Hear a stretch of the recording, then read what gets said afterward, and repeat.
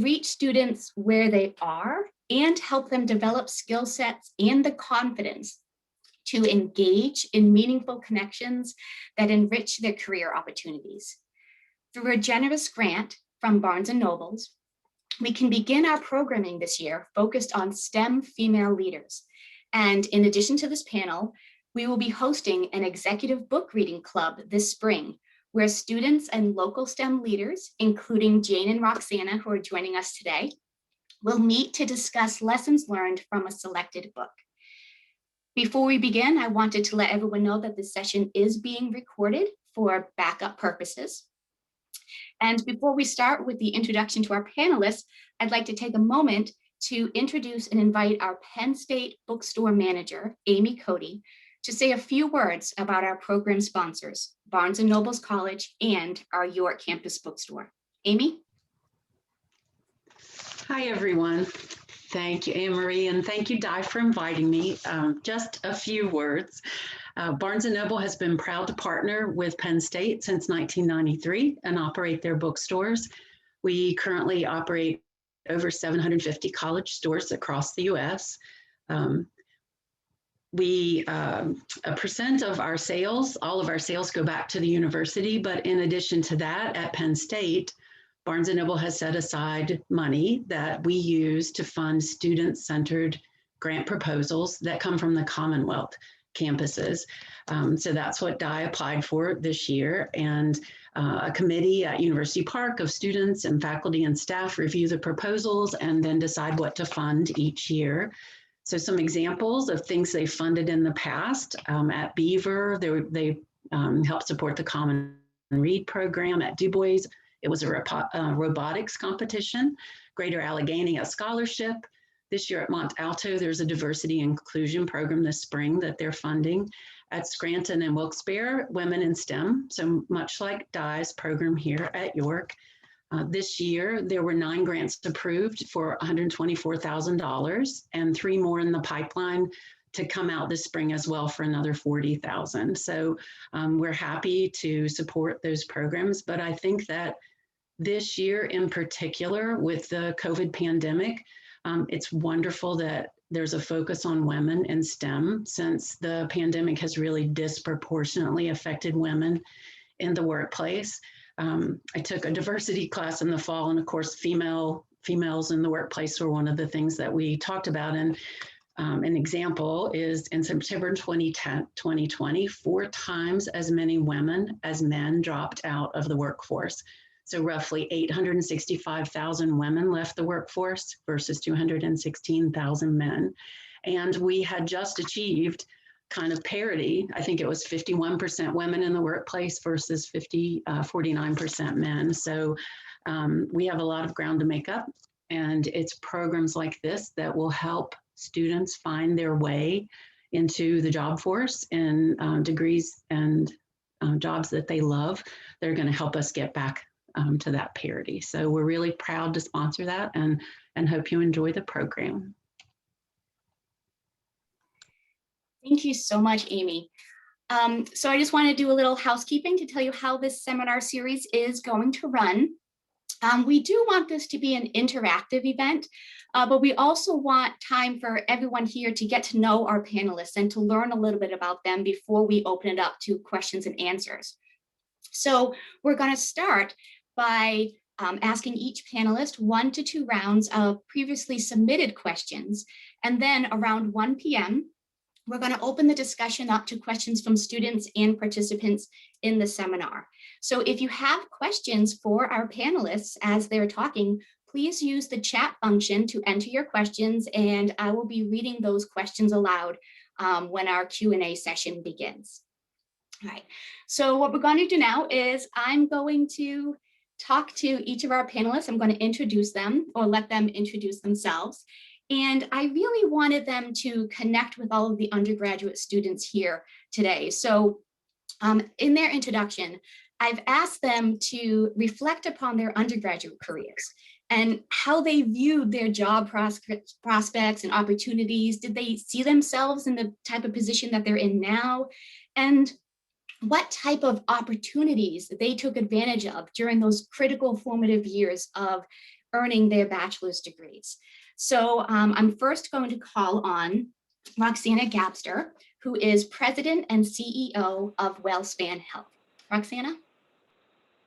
Yes, thank you very much, Anne Marie. Good afternoon, everyone. It's so great to be here with everyone and with my fellow panelists. So a little bit about myself. I spent most of my career in the Midwest and started out as a nurse, actually. And so for the first 20 or so years of my career, I was a nurse working at the bedside and eventually working in program coordination, and then moved into leadership about halfway through my career. Throughout that time, I also was in various different programs going to school. So I was in a 3-year nursing program, then a bachelor's, master's, and finally a PhD program. So learning has always been really important to me throughout my career. When I was in my undergraduate program, I did not see myself necessarily as a leader, although I think I must have had some inkling that that could be in my future, because I specifically went back to get my bachelor's degree knowing that I would never be able to be a manager in any area, at least at the university, if I didn't have my bachelor's degree. So, but at that time I wasn't a leader, and I was really just interested in learning more, interested in bettering myself, just for myself. And so that part of my career, leadership wasn't as prominent in my thoughts early on. As time went on and I developed more leadership skills and moved into other positions, it became really the focus of my career, the last half of my career. So I have really enjoyed moving to South Central Pennsylvania and taking on this role at WellSpan. It's been not only a great challenge, but also a great learning opportunity for me as a leader as well. So I'll stop there for a moment, Anne Marie, and see if there's anything else you want me to touch on. No, I think that is great. Thank you so much. So next I will call on Laura Wand, who's Corporate Board of Directors and Business Leader for Burnham Holdings. Yeah, so hi, thanks, Ann, everybody. So I am old, let's start with that, okay? And my undergrad was in engineering. I was a mechanical engineer out of Georgia Tech, then went into industry, and I was, most recently before I retired, I was running the Johnson Controls business here in the York area. And I reflect upon my college days. So I went to an institution where my freshman year, the ratio of women to men was 1:8. And then by my senior year, the incoming class was 50-50. So it was at a period of time when there was a massive amount of change and women entering into, the technical fields, which is, was only offered engineering at Georgia Tech. So I've kind of always been in the minority, it's significant minority. And then as I went out into the workforce, still pretty much of a minority. I used to jokingly say that when you go to a meeting, there was never a line at the ladies' room because there was never any ladies in the meeting. But I think what it taught me was, build your network. And we'll talk about this as we go forward, but the importance of that community as you're going through as women in STEM, and maintain that and make it broader each and every year. So those are one of my takeaways. All right, terrific. Thank you so much. And now I'd like to introduce Kieran Fulton, who's President and CEO of CS Davidson. Hi, everybody. Thanks for having me. I'm very much honored to be here.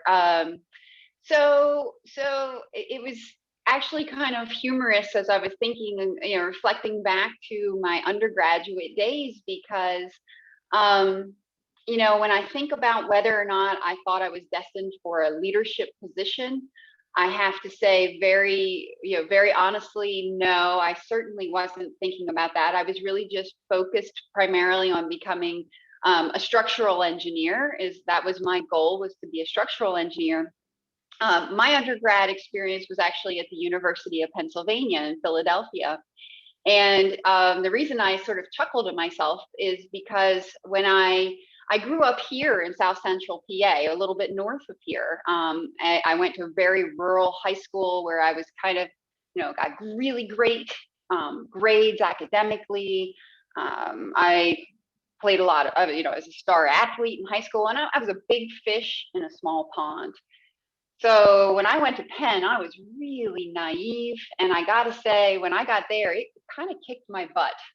Going into an Ivy League school, I really did not know what that world was going to be. So one of the things I learned there was very quickly, I had to learn the lessons of perseverance, right? I went from being really great academically in high school to really not great at Penn.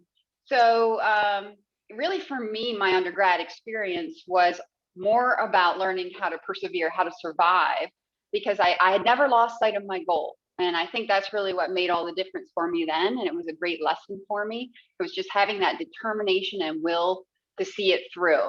And I think that's a lesson that I carried with me into my future career, and has really made all the difference for me today, being in a leadership position, because there's still a lot of times that I have to dig deep and persevere. So, that was really one of my biggest learning lessons from my undergrad days that I still carry with me today. That's terrific. And I think that is such an important message, that perseverance. If it means something to you, just find ways to work through and to keep trying. I definitely echo that sentiment. Thank you so much. And finally, we have our last panelist, Jane Conover, who's president and CEO of the York County Community Foundation. Thanks, Anne, and thank you all. I'm really excited to be here today and get a chance to meet students and my colleagues. I might be a little bit of an outlier here because I am not in the STEM field, but you'll get to hear my story and where I wound up where I am today. I grew up in New Jersey and then went to school at Fairfield University in Connecticut and got a bachelor's degree in finance. And Karen, I appreciate what you're saying about being a big fish in a small pond. I really picked that university because it was relatively small and I felt like I could get involved really with campus activities. And I would say to you that is where the seeds of my future were sown, because I chose to just dive right in and get really active in clubs and student activities. I got to plan concerts and dances, and I even marched in the St. Patty's Day Parade in New York City because I was a member of that Irish Society. Ultimately, I got to be elected as vice president of student government. And I really think I became a leader because I was just willing to work hard. I was a good organizer and people could rely on me. But I got involved in leadership because it gave me something. It gave me a sense of belonging to something bigger than just my classes and my friends. And I got to be part of like the hub of activity in the campus. And that really carried through into my career today. I tried a lot of things. That's another thing I would encourage everyone. Try things, see what you like, see what you're good at, build your strengths. I worked many different jobs. I was remembering I worked as at the computer lab at the university because not everybody had a computer. And so they had to kind of rent a computers like a library. So it's pretty interesting. I even joined an intramural women's football team. So I was really stretching the limits there a little bit. But nonetheless, I learned a lot about myself. I also was raised always to think of others and to think beyond the world outside of my own. So during college, I also adopted a grandmother and got to visit Frida every Sunday at the nursing home. I went on a trip with students to go to Appalachia, Kentucky, to repair homes for those living in poverty. So I got introduced to a lot of different activities and cultures. So I was on this career path for finance and accounting, and I worked this summer as an internship at Chase Manhattan Bank in New York City, and ultimately was offered a job in their after graduation in their management training program. However, and I really liked the concreteness of accounting and finance, but all that volunteer work started planting these seeds in me on how could I perhaps use my skills for other things. And then I heard at a campus meeting, I heard about an opportunity called the Jesuit Volunteer Corps. And that was a group of volunteers spread out all over the country working in cities to help people in poverty. And that struck a nerve with me. That got in my gut. I got really excited. I thought that was really something I think I could get a lot out of. So I decided to postpone my career in finance and join the Jesuit Volunteer Corps. I moved to Baltimore, lived on $90 a month with 5 other volunteers in a former convent there. So it was a scary decision, but really I felt so much joy about it because it felt right. And it didn't hurt that my parents didn't flip out, and they in fact, they were very proud of me. So I bring this up because I switched gears. I worked in Baltimore as a housing counselor for a year, and then ultimately decided that was the career path for me. So I just got my master's degree in social work from University of Maryland. And for the last 30 years, I've worked in a variety of positions with nonprofit organizations to help improve people's lives and communities. So today I'm in this position as the president of the York County Community Foundation, which is a nonprofit whose mission is really to make life better for people living in York County through our grant making and our influence. So I wound up, I didn't see that path, but I saw seeds in college based on the experiences I chose to have that helped me broaden my horizons and my thinking about where I wanted to go ultimately. So don't be afraid to try new things, think outside the box, and follow your passion is what I'd say. That's terrific. I echo that as well. I always tell my students, take classes that are outside of your comfort zone. Try a new class. And I use the example, if I didn't take the parasitology class my last semester senior year, I would not be where I am today. So a single class, a single opportunity can really change your path. So let it do that if it's meant to do that, right? Try new things. I thank you all so much. So what we're going to do now is we're going to start our question rounds, and I'm going to address a particular question to each panelist. And then if the other panelists want to chime in and answer, you can do that as well. So we're going to start with Roxanna for this first question. And this is a key one, right? So what are the most important decisions you make as a leader of your organization? What responsibilities are on your shoulders, and what things do you have to decide upon for your larger company? Yeah, thank you, Anne-Marie. Probably the 3 areas where I make most decisions or work together with my team to make decisions are really people and culture and strategy. So those are key decisions in a big organization like WellSpan. Certainly our people are our most important resource, and so the types of people policies that we have and the way we treat our employees are really important, or we can't achieve our mission. Culture and strategy, again, shaping our culture. Every organization has one. If you don't intentionally shape your culture, you will end up with a culture of some kind, of maybe not one that you want. And then certainly strategy. How does our organization need to show up in the market? Where are we growing? What's our future look like? How are we reimagining what healthcare needs to look like in the next 10 years or so? So those are some of the bigger decisions we make. Now, obviously, along with that comes decisions about resources, money, and where we put our money, spend our money, use our money for community benefit. All of those things, along with our board of directors, are also big decisions that I'm always involved in at my level of the organization. I would say also one of the key focus areas for me since coming to WellSpan has been safety of our employees and safety of our patients. It's something in healthcare that we always need to have our eye on. So those are kind of the key areas, Anne-Marie, that I would say I'm continually focused on, and again, working with my senior team on each and every day.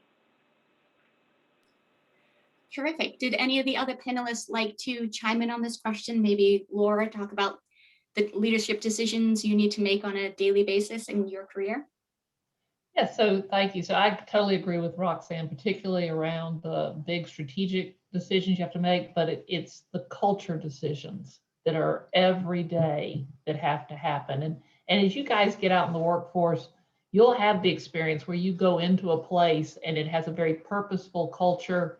It's open, it's worried about fairness, it's worried about communications, and it shows that, right? And you'll walk into other places that, to Roxanne's very good point, is if you don't care about the culture, you end up with one and it's never a good one, ever. But what you feel when you go into a business is trust your gut. You probably are going to be able to see good culture, caring culture, and that those are the kinds of everyday decisions that you have to work really hard on. Terrific. Thank you so much. All right. So our next question, we're going to start with Jane for this one. And this one I'm very interested in your answer with, because it revolves around confidence. And I think everyone here at some point in their life is not going to feel as confident as you should. You're going to be scared about asking a question or making a connection or going for a job interview. So define what confidence means to you and where your confidence comes from. Were you just born being awesome confident and you can go out there, or how did it develop over time? Oh, Anne, you're so right. This is such an important question because a lack of confidence can be a big barrier to your career. I know that it has been a big barrier to me at times in my career. And it really did hold me back from stepping into leadership sooner. Even though I was capable and smart and hardworking, I looked to leaders who were outspoken, talked louder, they seemed more certain about themselves, as those were obviously the folks that were way smarter and better suited for those top jobs. So I really deferred to them a lot, and I downplayed my own opinion and accomplishments.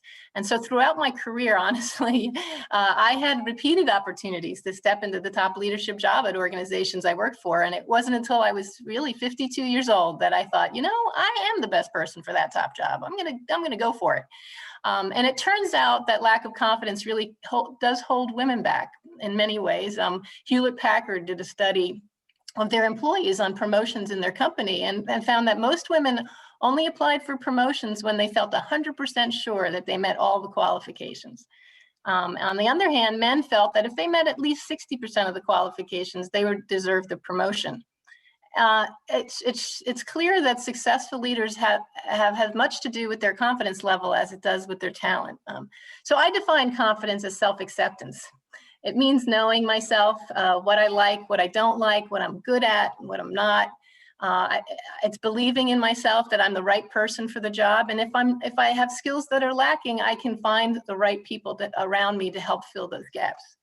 I encourage students to take the time to reflect on their strengths, perhaps get some personality profiles done. That's often done in industry, DISC profiles, or that I took this recently, a Thomas Kilmann conflict profile, to just learn your style so that, so that you can learn about where your strengths are and what kinds of things you might be exceptionally good at and where you might need to amp up different traits. The beauty of those tools is that they acknowledge that there's no one type of leader. Right? It takes many types of personalities and many types of skills to be able to make an organization work.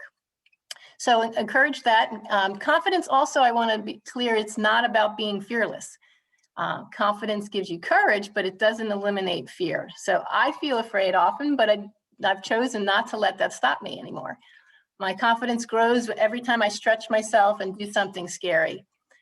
It also grows with experience, right? So the more you do something, the more you're doing public speaking is a great example. The easier it gets because you don't die and you actually start enjoying the chance to share your thinking. Confidence also means being resilient when you make mistakes. So yes, everyone makes mistakes and trying not to beat yourself up about it, but admit it, finding a solution, and then chalking it up to a growth opportunity is a great strategy. Studies of school children also show that girls tend to be more rule followers because they get rewarded for behaving. And I can relate to that. I grew up in a faith that valued humility and compliance. So I interpreted that to mean, focus on what I did wrong instead of what I did right. So I've decided that I'm not doing that anymore because I know that leaders who own their own mistakes and share their vulnerability are really demonstrating confidence. They're often well-liked and they're promoting an environment in their team where it's okay to make mistakes and to say you don't know something, because then you get to solutions together faster. I also thought early on that I needed to hide my insecurities and my mistakes, but what I've found is that now that I share them more often with my colleagues and my friends, and that's really helped me realize that we're all face fears and challenges and all lack confidence or have doubts at times. Learning from each other and working together that really helped build my confidence that, yeah, okay, I can do this too. So I encourage folks to join professional organizations or peer groups so that they can build their skills to work through their challenges together. Everybody's learning at every stage of our life. I think it's a great idea to reflect every day if you can, even at the end of the day, what went well, what you'd like to do better next time. Let go of what didn't go so well and just commit to moving forward, and maybe even making a list of where you need to get some help with advice or with training or with practicing more. So I say confidence is about self-acceptance, and just say yes to challenges so you're not as afraid and you know you can do it. And you'll be surprised at how well you do and how your confidence grows. That is terrific. I love all the points you bring up. You know, be humble, admit when you made a mistake and learn from that mistake, and keep trying to be resilient. And if I do just a little plug for our program, the Center for Inclusive Leadership, what we want to do with our program is actually to take students through that journey, that self-reflection journey, to figure out their strengths, how to ask for help when something that they're not as strong in. So students, pay attention to our programming in the future so you can learn a bit more about yourself, your strengths, and what you can offer future job prospects for yourself. So what you can bring to the table. All right, thank you so much. All right, so now we're going to ask Kieran about mentorship, because we are going to talk about mentorship and we're going to offer a one-on-one mentorship program through the CIL. So Kieran, how did the role of mentorship serve you in your career and personal development? And how did you go about establishing those relationships? Yeah. So finding a mentor is my number one recommendation for all young people out of college. Find a mentor, because mentors, again, I think they make all the difference they can make all the difference in your career trajectory. So for me, again, I'm just going to talk very, very candidly about my first job out of college. I guess I've done a lot of reflection back to my earlier days as I was preparing for today, but reflecting back on that first job out of college, and again, it was hard when you're brand new, green as grass. I was in the engineering field. I was working at a firm with 40 other engineers, all of them men. So I was the only woman with all 40 men. And it was hard. It was hard being a 22-year-old trying to get my feet under me. And my first instinct was I'm just going to prove myself, and I'm just going to put the nose to the grindstone, and I'm going to figure it all out by myself. Well, that's not going to work, especially when you're brand new, right? When you're a beginner in something, you've got a lot of learning to do. So, luckily, there was a senior level engineer who took me under his wing. And, as far as, how I got lucky enough to sort of connect with this gentleman, I don't know. I don't have a good answer for how I went about forming that relationship.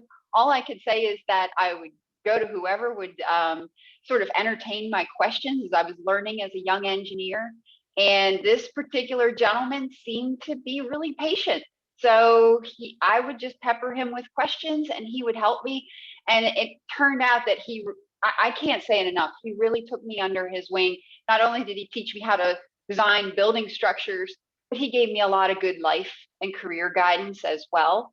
And, honestly, it was such a meaningful experience for me that I named my firstborn child after him. That's how meaningful that experience was. And so, I look back on that first job, that first mentor that made a world of difference. But, there have been many other mentors along the way.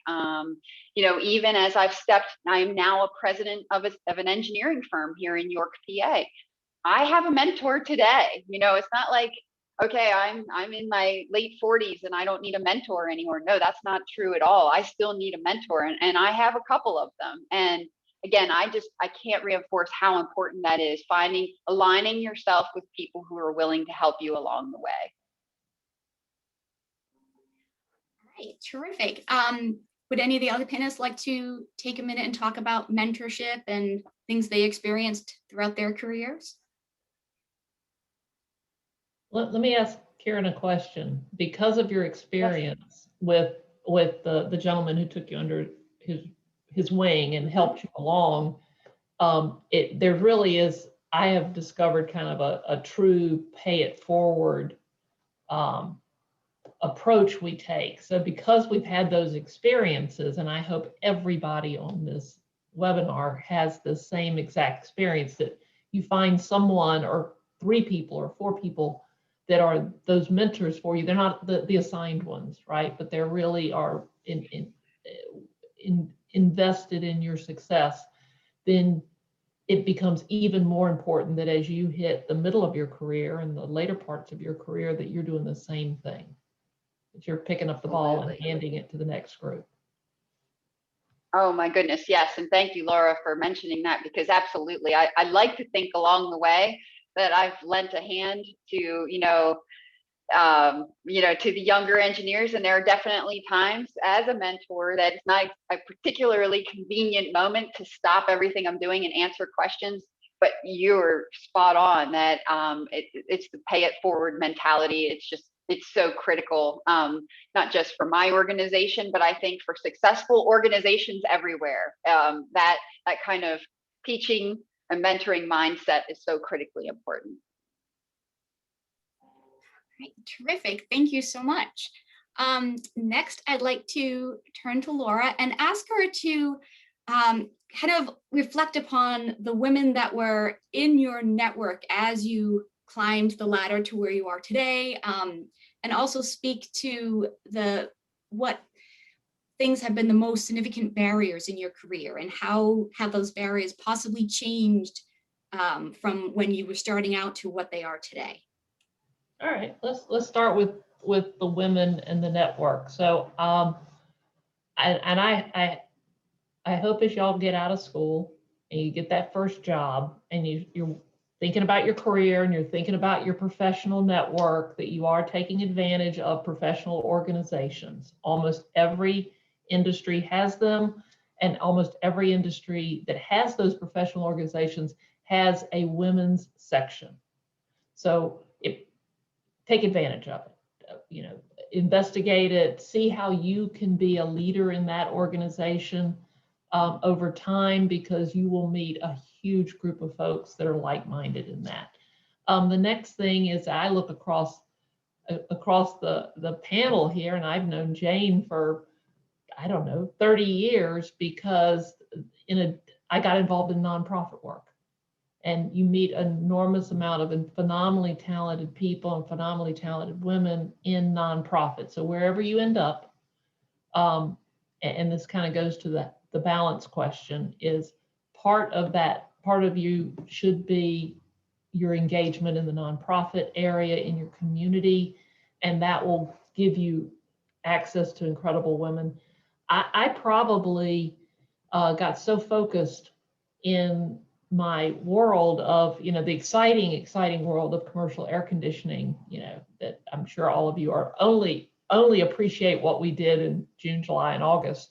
But I got really focused on that, and I did not build until much later in life a larger network of professional women, and I have discovered that and found that to be probably the most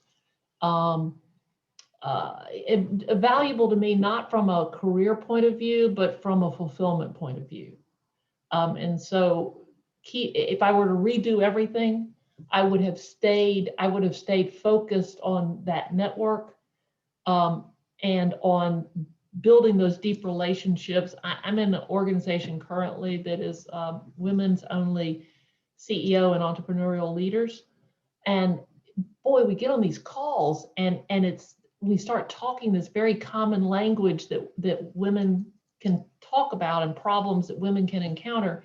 And it's just really fulfilling, as I said. So I probably didn't appreciate networks nearly as much as I do today.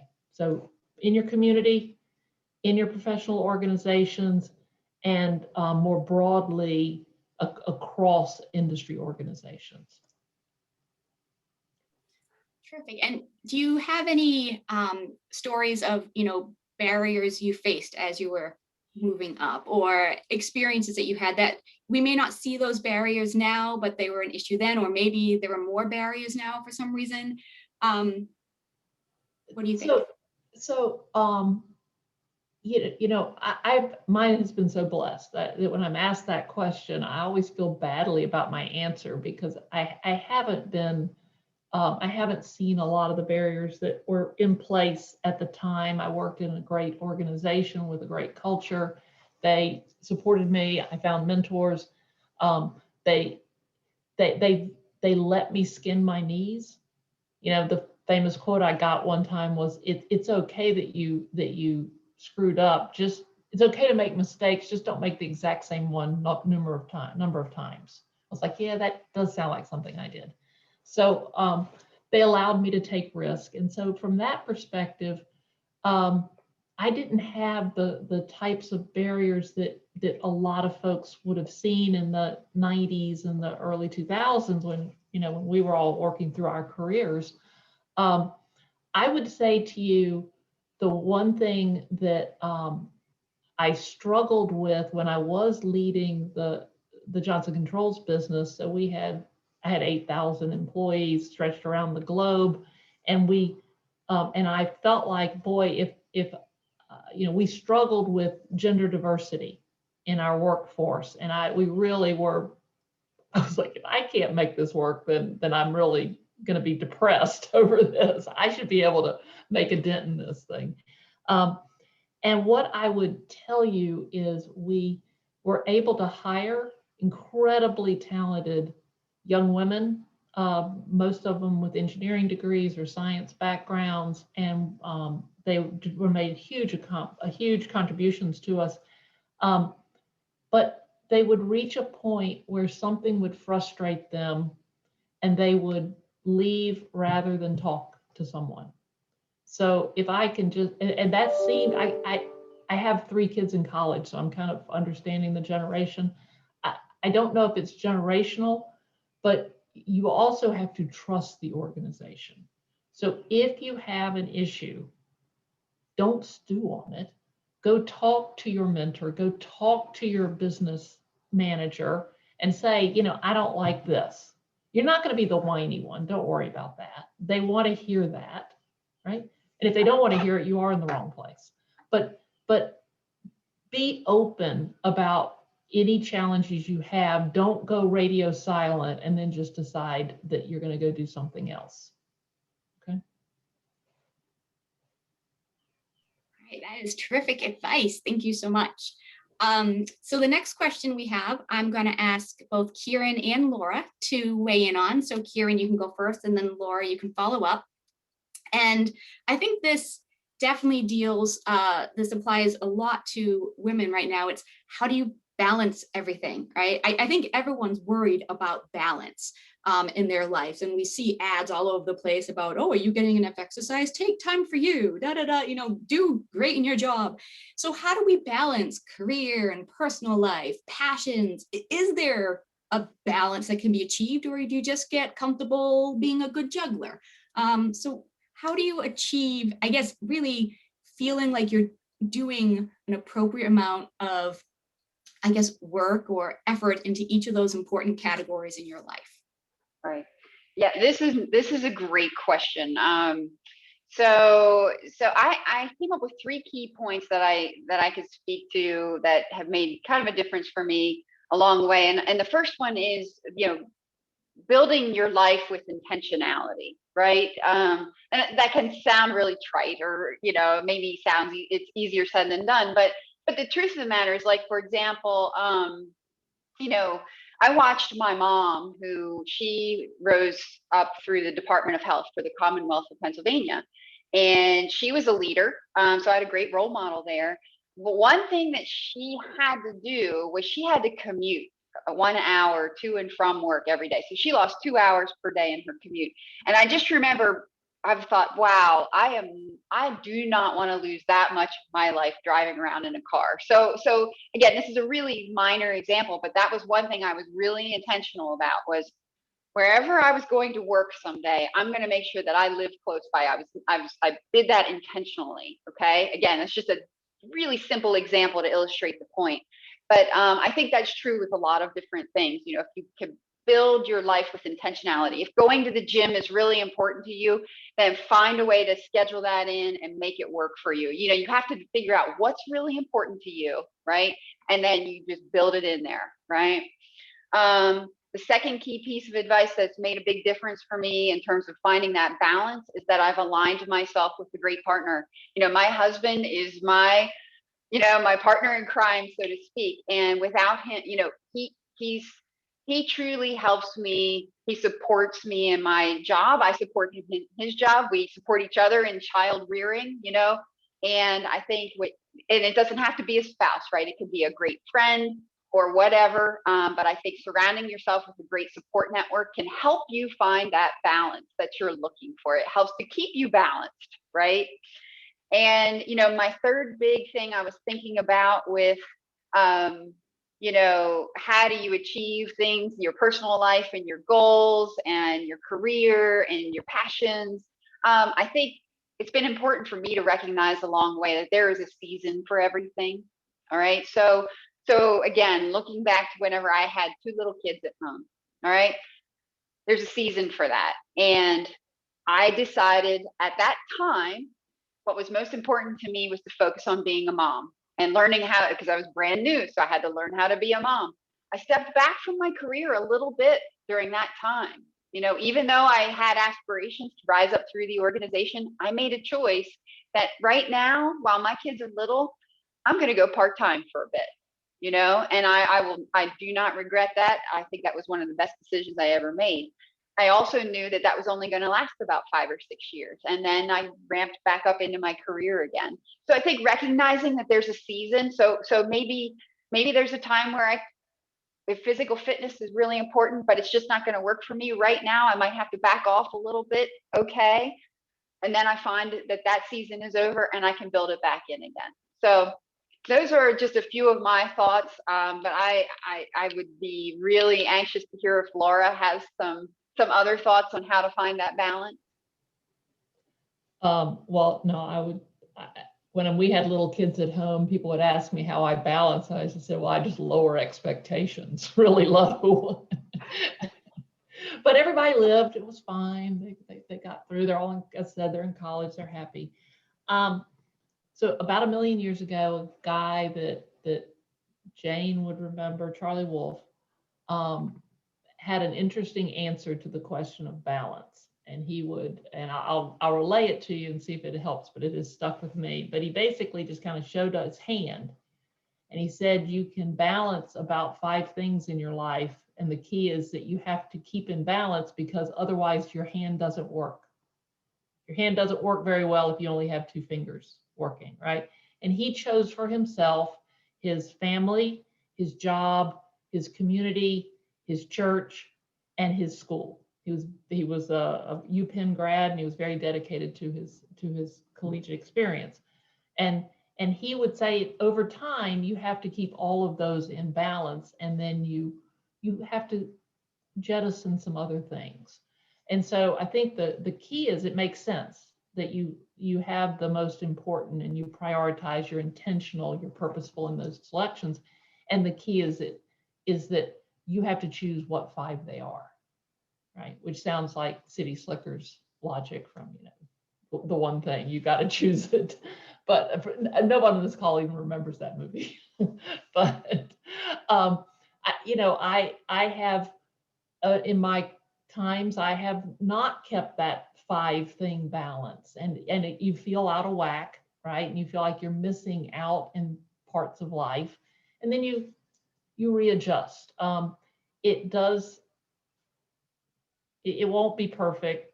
You'll hit the guardrail and you'll bounce back in and try to keep the balance going, but just be intentional on what those 4 or 5 things are you choose.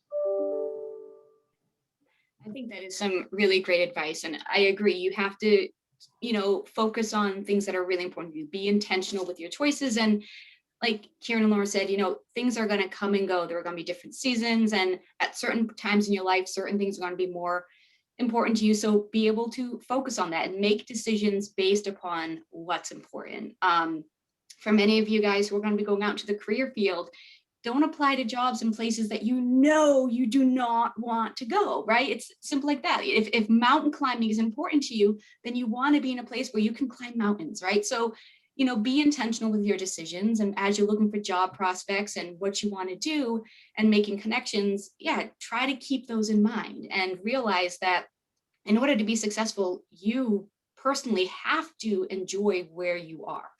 So that's a big thing to focus on. So thank you. All right. Next, I'm going to ask Jane and Roxanna to reflect on this question. What are you doing today to ensure you continue to grow and develop as a leader? I've heard that you both enjoy learning and learn things new. So how do you keep becoming an effective leader? What are some of your strategies that you pursue? So I'll ask Jane first, and then Roxanna can follow up. Okay.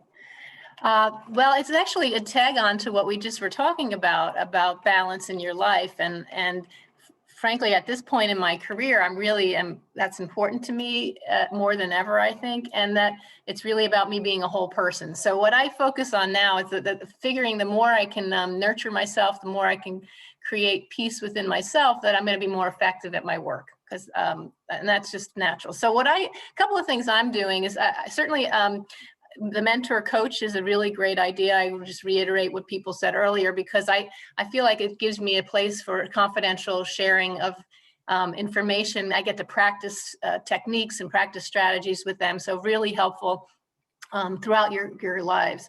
The other is I'm strengthening my communication skills. I realized that, I had a tendency to be more of a manager than a coach to my team. And so I'm reading books on crucial conversations. I'm practicing how to be more of bring out the best in my team rather than to be kind of a task manager. So that's something I'm personally focusing on.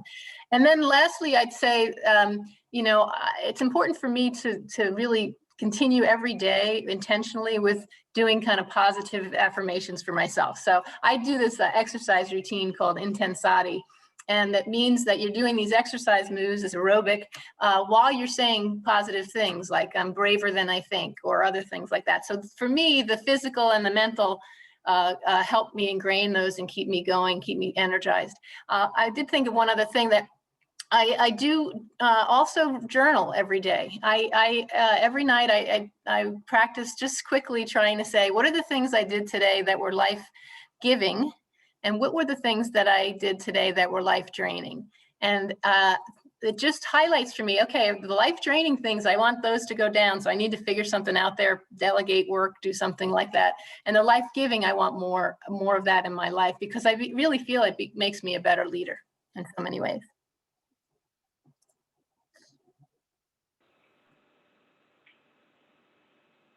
Great. Well, what I would say about that, Anne Marie, is, I've always been a lifelong learner. I love learning. Probably you can tell by the fact that I had a bachelor's and a master's and a PhD, and I did that really for myself, not for any particular career goal, but because I just enjoyed so much improving my own understanding of so many different areas, both in my profession and outside of healthcare as well. And so I'm a really big believer in being a continuous learner. And as a leader, you sort of have to reinvent yourself all the time to stay relevant, especially if you've been a leader for a long time. Just being one type of leader or learning one way of doing things just doesn't cut it over the course of a long career. So continuing to improve your understanding of how to be a different leader in different situations, I think, is really important.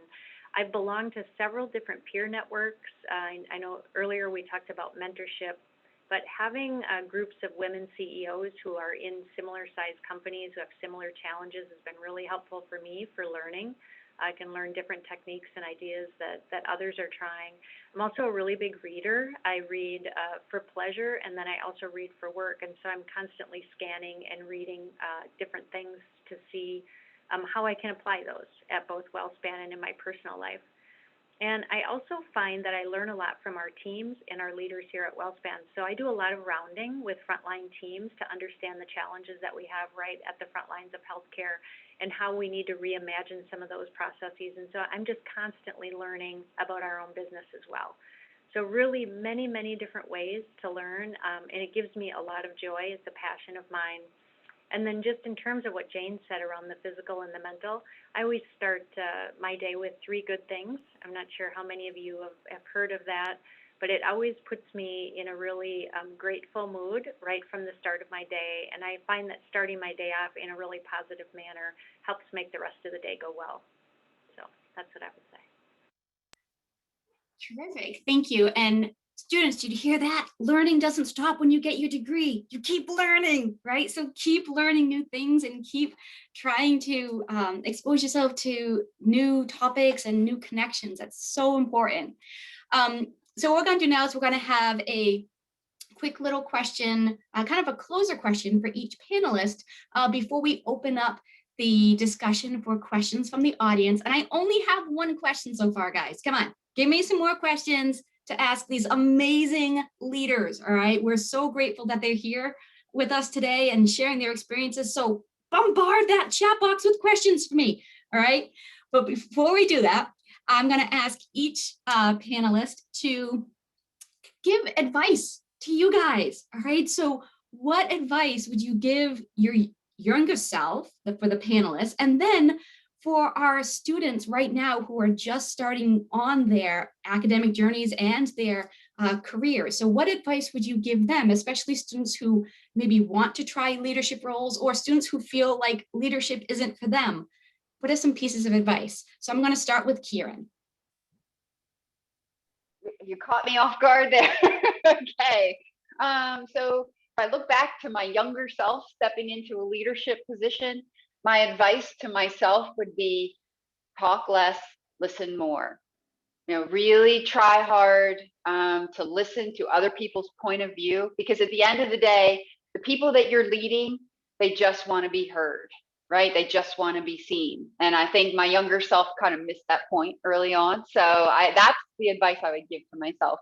As far as the next generation, I think my advice to you as students would be, to work on your own personal skills, and I call them the soft skills. That would be my advice to you.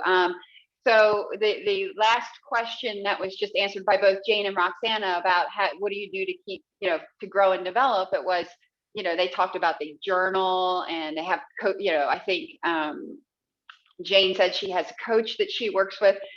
That's helping to improve your soft skills, right? And I would say that in college, we learn a lot of technical skills, right? But I think there's a lot of soft skill development that needs to happen. So become a student of soft skills. Learn how to engage in healthy conflict. Engage in fierce conversations. That's one of my favorite books too, Jane. All of those types of things. Figure out how to deal with moods and behaviors, right? How to make a clear request. All these types of things. So yeah, commit to learning more about the soft skills. That's my advice for the next generation. Terrific. Roxanna, what would you say? Yeah, is it 2 parts to the question, Anne-Marie? It's advice to people who want to be a leader. Was there another part to it? What advice would you give, kind of reflecting back on yourself, like what advice would you have given yourself? And then what would you give our students here today in terms of, even if they don't see themselves in leadership roles, what advice could you give them? Mm-hmm. Yeah, well, I agree with what Kieran said about soft skills. That's so important, I think, if you're going to be a leader. Also, the listening more than talking, really, really important, because people really want to be understood. I think what I would say to my younger self would be to own your position, to be confident. I think sometimes, especially when we're new leaders, it's important to be humble, but it's also important to be confident in what you do know. So those are some of the things that I would say. All right, terrific. Laura? Let's see. Probably agree with everything that was said. Definitely think that you should, this is a little thing, and I think it drives me crazy. One day you will go into a meeting, I swear you'll go into a building again at some point, and you'll go into a meeting room and sit at the table it drives me insane when young people, particularly young women, go and sit at the chair away from the table because they don't think they earned a seat at the table. Just sit at the dadgum table. And then the second thing is you as young people have the opportunity to bring value to the organization that you're maybe not aware of. And certainly you guys have got a different view of social media and different view of technology in general than the old people on this thing. But I would tell you the extra course to take before you get out of school is one on data analytics, because you have the opportunity to bring that skill, that very hard skill, to your organizations, and it's needed everywhere. It's needed blanket. So if you can fit it into your schedule, take a course in data analytics. All right, so sit at the table and data analytics. I love it. And finally, Jane. Yeah, so all great things. A couple of things I would look back on and wish I had done was I wish I had taken my career more seriously.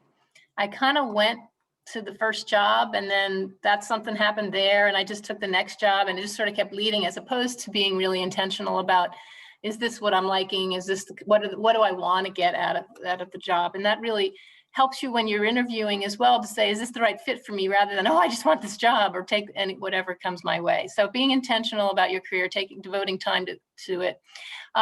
We talked a little bit about soft skills. There's organizations around, like, I know it's going to sound corny, but Toastmasters and things like that really help you with your verbal skills and your communication skills. So whatever you can find where you get a chance to really practice those, both in writing and just even having a conversation where you're making eye contact and shaking a hand firmly and all those kinds of things. Like I said earlier, it goes a long way. The technical skills are important, but the softer skills and the communication, the being part of a team and contributing is huge. And then lastly, I would just say, don't let fear stop you. If there's something that looks a little scary, you're not sure if you have the skill set, give it a shot. You really don't have a lot to lose. And I think that would be good advice moving forward. All right, perfect. Thank you so much. We've got a few more questions now. I'm all excited. All right, so as I ask these questions, I'm not going to specifically ask these to particular panelists. So whoever wants to answer, just unmute and go ahead and answer these questions.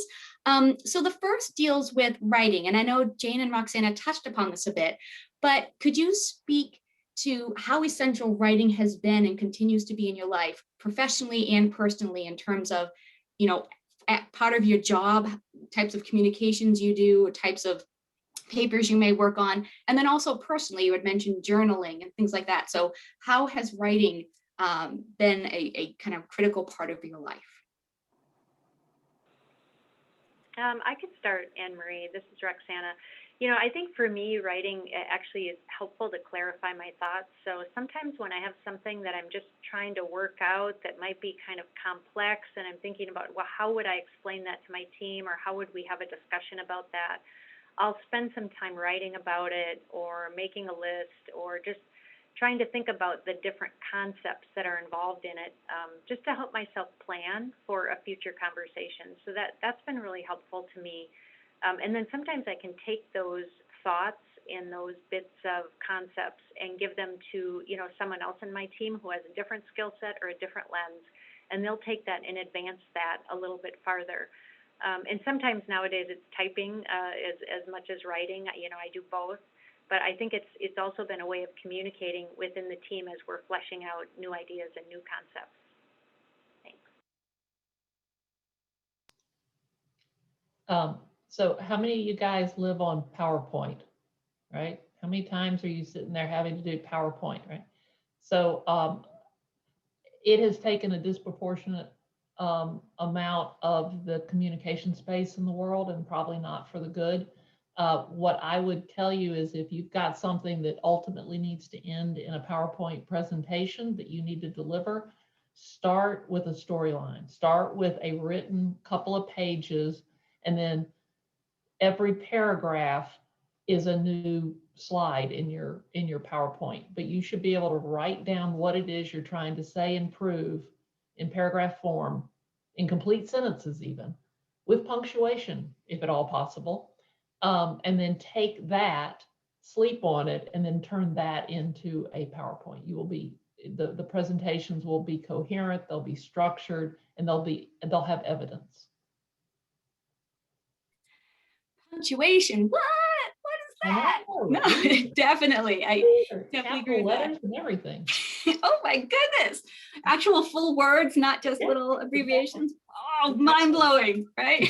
That's good. I definitely agree with that, because when I'm doing lectures, you can tell if I haven't created my story. Some of you guys are my students, and any lectures that are a little rougher, it's because I don't have that actual story panned out, and you need that to be able to flow through that PowerPoint presentation. So thank you. All right, this next question, I want to know the answer to. I was going to ask, but one of my students brought it up, so this is awesome, because this is something I deal with every single day. How do you deal with imposter syndrome? I know this goes back to confidence, but how do you deal with that idea that, you know, you are where you are, but you feel like you shouldn't be, you're not qualified, you feel like you're not qualified? Okay. I'm talking way too much, but I used to have that. I'm like, oh my God, someday they're going to figure out I don't know what I'm doing. And then, to be perfectly blunt with you, I looked left and I looked right and I went, I'm as good as they got. You know, you don't have to be perfect. You don't have to be the A+. You've got to be thoughtful. You've got to have a broad perspective. You've got to be able to lead people, not just manage people. And you kind of sort of have to know technically what you're talking about. But I do remember that moment when I'm like, oh, come on, I'm doing as good a job as any of these guys are going to do. No offense to anyone. So I think it's just self-realization. What about you guys? Jane, Kieran, Roxanna? I'll just echo that. Go ahead. Go ahead. No, Jane. I just want to say, I echo that. I spoke about it earlier, that, you know, you just, it's not you just move past it, but you know, you bolster yourself with, you know, people around you that can help fill in the gaps, as I said earlier. And it's not unusual. And again, it's acknowledging, and what I will just say is that it really is help to know that other people sometimes doubt whether they're the right people for the job either. It's just being part of that camaraderie of leadership was helpful. Yeah, I was going to say, you know, part of the battle with imposter syndrome is really just recognizing it and knowing that it's out there and knowing that it is in you, and it's okay. Most people go through that, especially people who step up into big roles or have big challenge coming up in their role. So just knowing that, and I think sometimes, you know, if you do have a coach or a mentor, talking that through with someone and just putting that out on the table, and half the battle is just sharing that. And then thinking through, as Laura said, making sure you have a broad perspective, making sure that you have as objective view of yourself and your leadership as you possibly can as well. And then to Jane's point, filling in with others who have skill sets that maybe you aren't as strong in. And having those people on your team can be really helpful as well.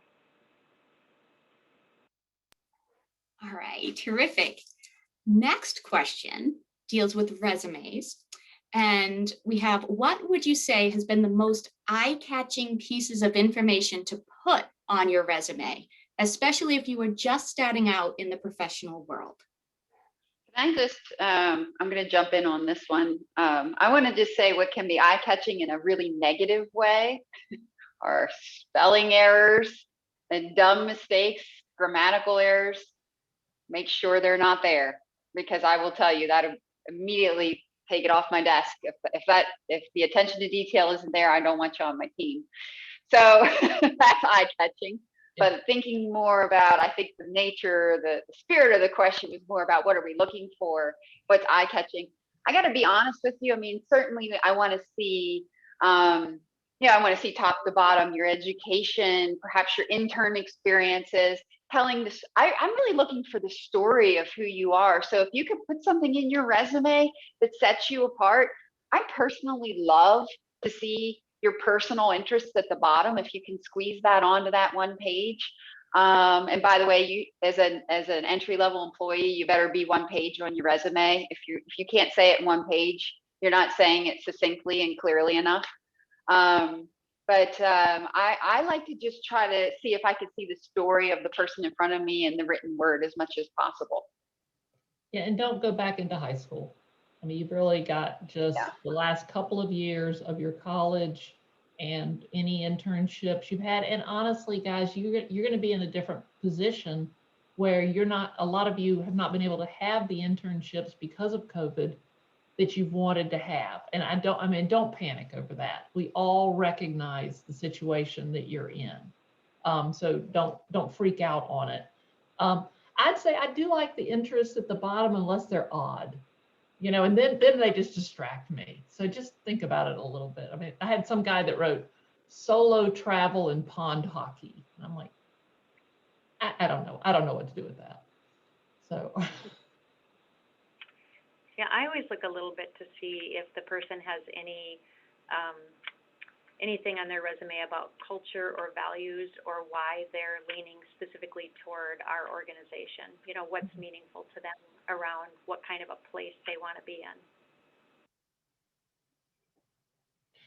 And then the other thing is literally LinkedIn is a great site. You may feel like you're young with this, but guaranteed every HR director goes right on LinkedIn and types your name in. So have a presence there and keep it up to date. You basically put a summary view of your resume on your about area in LinkedIn, and don't get crazy on your posts on LinkedIn, right? But it's the easiest way to find things about you. I'll just add one quick thing. I don't like eye-catching things on a resume. Don't worry about some kind of major graphic. I like it clean, maybe clear lettering, clear. So especially, I think you have to think about who your audience is. If you're not going into the graphic design industry or something like that, then you want to keep it pretty simple. Terrific. Lots of great resources there. Okay, so we have a question. I heard amazing stories of your perseverance and resilience. Did the context in which you grew up play any role?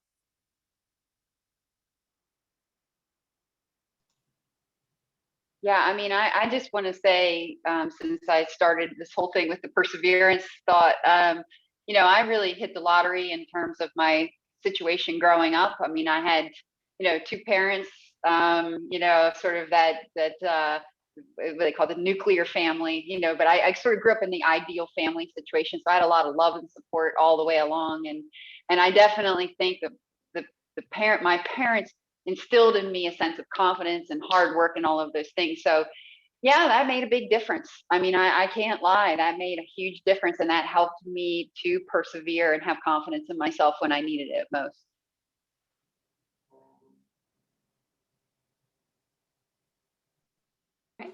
Jane?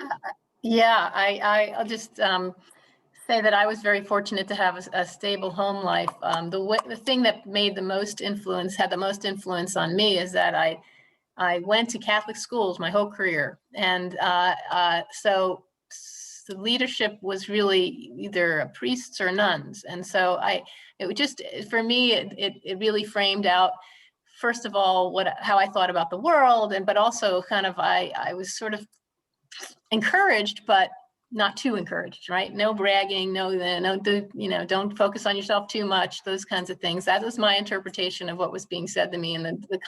So I felt like I had to kind of break out of some of that ingrained thinking that I got in school. So for me, I think it was when I got to college that I had a chance to say, what's out there? What's the world look like? What are different perspectives? And certainly when I left college and went to Baltimore, interestingly, even though I was in the Jesuit Volunteer Corps, which was a Catholic organization, it's really when I started asking a lot more questions. So about what makes the world tick. So, and what my role is in it. So again, you can't get around it. You just have to be willing to take a look at it and see what the positives that you gain from those experiences and where there may be obstacles.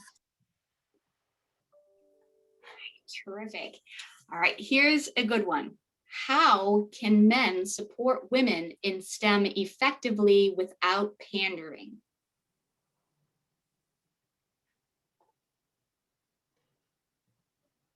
Okay, so clarify pandering.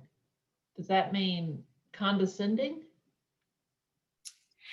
I'm thinking that was the intent without it make it seem like, you know, the mansplaining or yeah, being condescending. So how can men be supportive of women in STEM without making it seem like they're, I guess, hand holding or making it feel like they feel the women can't do the job? Does that make sense? That's my interpretation. Well, I think maybe the audience will know that answer probably better than we might know that answer. But I think that if you know, as we talked about earlier, being able to reach out to people in the work environment for help, right? Whether you're a man or a young man or a young woman, reaching out and be able to and ask for help and not feeling like you're sounding stupid and asking for the help, right? And that the answer is complete and clear and helpful. I don't know that it, I'm hopeful that senior men and women in all organizations are capable of delivering that kind of help to all of the younger folks coming in. But to the young folks, they're not trying to make you feel stupid, so don't be too thin-skinned about that. Give them the benefit of the doubt. So I also, And that may, yeah, I'd love to hear some more commentary on that. I may be talking from a different position. so I just wanted to, I think this kind of ties back to the question about imposter syndrome. Especially, again, I can only speak from my workplace where it is heavily male dominated. I have, aside from myself, I have 2 other women engineers at this company, and we're 85 people strong. So that gives you a sense of the ratio. And I will say, if you're in a male dominated situation and you're a male in that situation and you see a new woman entering your organization, extend a hand of friendship, right? Invite her to come to lunch with you guys, or a beer after work, or whatever. You know, I think helping to create an environment of everybody belongs here. That would be a great thing to see men sort of extend that hand. So that would be my advice. I definitely agree with that. If I could add a little from my own personal experience, I think it's being comfortable with communicating with each other and letting them know if you ever are offended. Because I think sometimes when women are offended, we don't say, "Oh, that was rude." And I'm going to speak to my own personal experience when I was a postdoctoral researcher. So before I got this job, I was doing research in a lab in California. And, you know, I was doing this high cutting research on malaria in Kenya and trying to figure out how it's transmitting. You know, I earned my spot there. I worked really hard. And one day my PI came to me because I have the perfect job for you. And I said, "What is that?" He's like, "I want you to tape down the freezer cord with duct tape because you are capable of that." And that, to me, was very off-putting, but I didn't stand up for myself. I was just like, okay. So all of you guys listening, don't make the mistake I did, right? Communicate. Don't let someone say, this is what you're capable of, taping down a freezer cord, right? So, you know, you earned your spot there. Make sure you speak up for yourself. So definitely do that. All right, we have 2 more awesome questions I want to get to before we close today. This first one is, what would you say is the biggest milestone to overcome when starting fresh out of college in your career path? Patience. Just patience.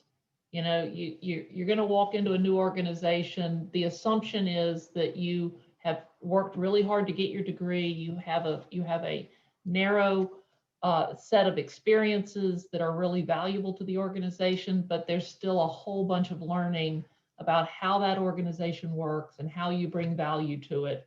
And it's not, you know, you've got to say, hey, I'm 100% committed for a couple of years here to get up on that learning curve and understand it. So just be patient. I'll just add to that, don't be afraid to ask questions. I know I sometimes see younger folks in our organization sort of try to figure it out themselves for a really long time, and for whatever reason, may be afraid to ask a question, but that's welcomed by the leadership most of the time. Mm-hmm. Yeah, and I would say, do a good job at the work that you're doing, or at the work that's assigned to you. Sometimes people are thinking ahead too much about what's the next thing I want to do, or where do I want to grow, or where would I like to be in the organization, and they can fall back a little bit on the work that they're currently doing. So doing a really good job at the work that you have assigned to you is really important, because that's really how you'll get ahead. Terrific.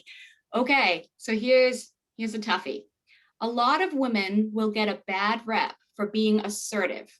How can women be assertive and confident in the workplace without being titled the B word? I don't think there's anything wrong with being assertive. I think the issue is being aggressive. So assertive is confident, knows what needs to get done, capable, able to get it done. Aggressive is more mean-spirited and more reactionary, and those aren't traits that we would want in a woman or a man, right? So assertive is not a problem.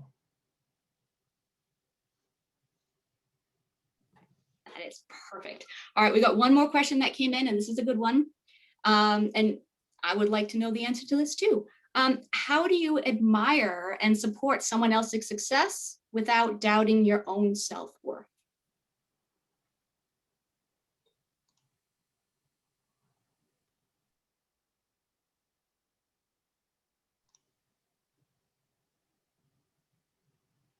I'll just say that, I don't think that's a problem for I haven't experienced that much.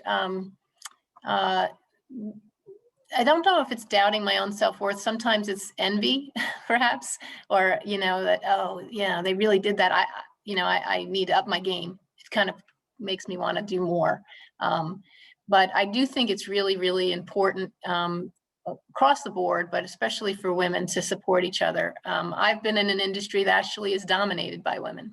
Something like 80 to 90% of the women graduating with social work degrees they're all women. And so it doesn't necessarily make it all smooth and sailing, though. I think that there's can be competitiveness in any industry. And so I would just say that it enriches you more to admire someone else's success than it does to doubt yourself because of it. Of course, you probably know that, but.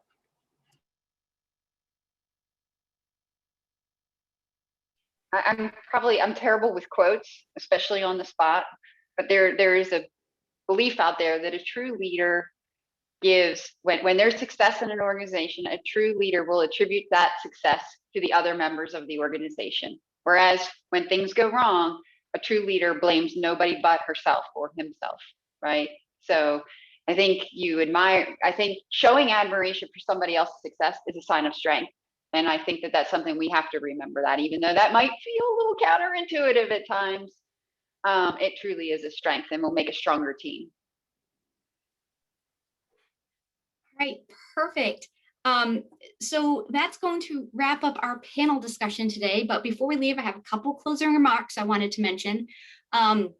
So our panelists were nice enough to provide to us a list of books that they would suggest reading that's on their favorite reads list. And we have obtained copies of these, and we will have a few copies of each in the CIL library at the Graham Center. And students who attend can stop and pick up a copy while supplies last. In addition, Roxanna and Jane have offered to be hosts for our executive reading series in April for students to Zoom in with and have a talk back session about the book that each of them is recommending. To register for this event, you can go to the CIL website where you registered for today's event, and then the bookstore can either ship the book to you or you can pick it up on campus at the CIL library in the Graham Center. So before I turn this over to our Chancellor, Dr. David Christensen, I just wanted to give my heartfelt thanks to these amazing leaders for participating in today's panel and taking their time out to give us such great advice and life lessons. And I think all of us have learned a little bit about ourselves through this process as well. So if everyone is capable, give little applause with your reactions if you can, little virtual applause. Thank you so very much. And with that, I would like to end the session by introducing our Chancellor, Dr. David Christensen, to make our final remarks. Thank you, Dr. Verdozalik. Excuse me, frog in my throat. I've been talking too much today. Hey, I want to add my thanks, my appreciation to Roxanna, Jane, Lauren, Kieran. Wow, what a way to start off the new Center for Inclusive Leadership. This was our inaugural event, and this was a great way to begin it all. And thank you to Barnes & Noble for sponsoring this. As a lot of you know, Penn State York has a decade-long tradition focusing on leadership, starting with the Graham Fellows Program. The new Graham Center for Innovation and Collaboration on campus has just been completed. We're opening up, and we're going to be hosting other sorts of initiatives and programs in it. It's going to be the home for things such as the Center for Inclusive Leadership. The basic philosophy of these programs is that Penn State offers our students an exceptional academic program, and we're trying to find ways to provide the other sort of non-academic opportunities and training to complement this academic preparation as they go into the professional world. And so the Center for Inclusive Leadership is truly inclusive in what we're doing here. And why do we call it inclusive leadership? Well, there's really three basic reasons. The Graham Fellows Program is limited to just 10% of our students. However, the Center for Inclusive Leadership is available to all of our students. We're hoping that every single Penn State York student takes advantage of the programming, the resources, and the facilities of the Center for Inclusive Leadership. The second way that I think of it as inclusive is that we understand that there's no single leadership style. There's no one way of being a leader. You need to find within yourself what your strengths are, what your abilities are, and how you can best be a leader for an organization, a leader for a team, or most importantly, being the leader of yourself. And so the third way, though, that I like to think of us as being inclusive is that we understand that leadership is not associated with a single gender or race or ethnicity or socioeconomic status. Rather, leadership, in other words, is we want to totally decouple the concepts of leadership from privilege, if you will. Anyone, no matter their experiences, no matter their backgrounds, has the opportunity to be a leader. And so I think we've seen 4 great examples today of individuals who are leaders and very successful in their organization. And boy, I'd like to be working with all 4 of you from what I heard. If you're interested in some consulting work at Penn State York, give me a call, all right? I'm sure you could help us out, and I certainly have learned a lot. So I thank you all, and Anne, I'll turn it back over to you to say goodbye. All right, well, thank you everyone for attending this first session. If you have any feedback, we'd love to hear from you. And if you're interested in other CIL events like the book reading club, the mentoring program we're going to be putting together, or other events in the future, please sign up at the CIL website. So thank you guys so much. Take care and have a great rest of your Tuesday.